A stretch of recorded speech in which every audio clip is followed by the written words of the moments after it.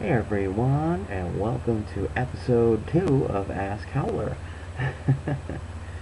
Again, your responses have been just incredible. Um, I love it. It's just so exciting to see all these questions pile in. So let's keep it rolling and get to some of your questions. Our first one comes from Lacey and Kaylin, who ask, how many different types of marsupials are out there? That's an awesome question. The answer is 334 different species. I mean, wow, that's a lot. Over 200 of those live in Australia or around there, so like New Zealand, New Guinea, and places like that. And those include most of the ones you're familiar with, like kangaroos and wallabies, Tasmanian devils. The rest of these can be found in South America, with over 100 different ones living there. Central America with 13 different ones there, and North America with just one, the Virginia opossum. And that is a pretty cool creature if you ever get a chance to see one in the wild. I mean, that's awesome. One of my favorites. So awesome question. Thanks for asking. Our next question comes from Phelan, who asks, Howler, how many different colors of wolf fur exist? The short answer to that is a lot, but it depends really on the type of wolf species. Gray wolves have quite a bit. Obviously, we start with our gray fur, and from there are shades of brown, tawny, tan, red, black.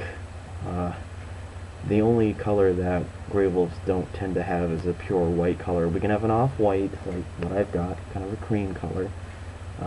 Arctic wolves have a bit more of a white fur thing going on, especially in the winter. But when they shed that in the summer, they have a kind of whitish, tan, silver coat going on. That's an awesome question. Some of the other wolf species in North America have a little less variety, but that's because they live in a warmer climate and have slightly lighter coats. So, the red wolves have most of the familiar markings you would see on a red wolf.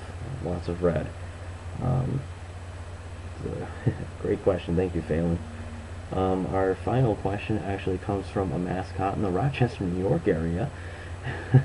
Our Thunder from the Rochester Nighthawks tweeted, no pun intended, he tweeted, Howler, what's the difference between crows and ravens? That's an awesome question. I know a lot of people at home are wondering that.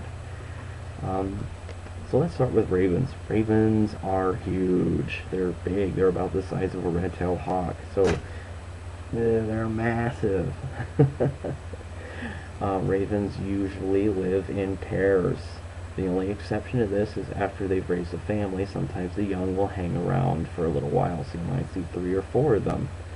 But they will leave once they start to look for territory of their own.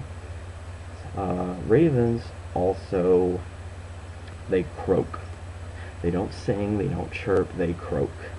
So if you're outside and you hear a wah, wah, wah, that's probably a raven. Crows, on the other hand, they caw. So you're more likely to hear a quack, quack, quack. I'm terrible at making crow noises. Sorry. Crows also live in bigger family units called murders. They can have just a few, or they can have a lot.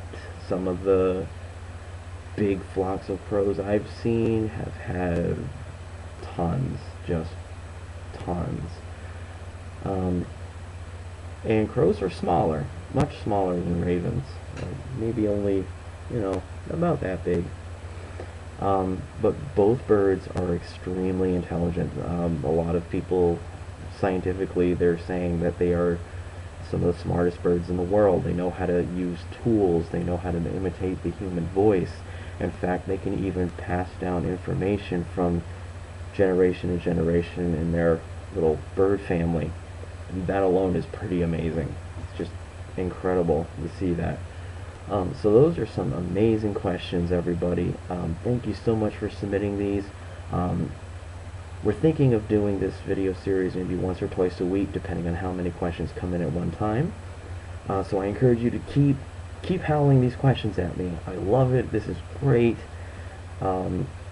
Yes, so thank you, and we'll keep you posted on when the next video is coming. So keep those questions coming. Thank you, everybody. Bye.